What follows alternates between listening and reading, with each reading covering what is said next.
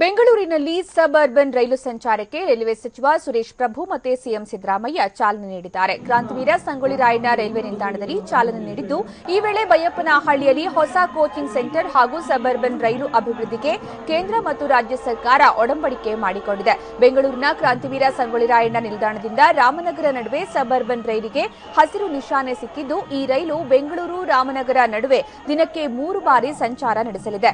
ಮುಂಜಾನೆ 5:30ಕ್ಕೆ ಬೆಂಗಳೂರು ನಿಲ್ದಾಣದಿಂದ ಬೆಳಗ್ಗೆ 6:35ಕ್ಕೆ ರಾಮನಗರ ನಿಲ್ದಾಣದಿಂದ ರೈಲು ಸಂಚರಿಸಲಿದ್ದು, ಬೆಳಗ್ಗೆ 8:30ಕ್ಕೆ ಮತ್ತೆ ಬೆಂಗಳೂರಿಗೆ ರೈಲು ಹಿಂತಿರುಗಲಿದೆ.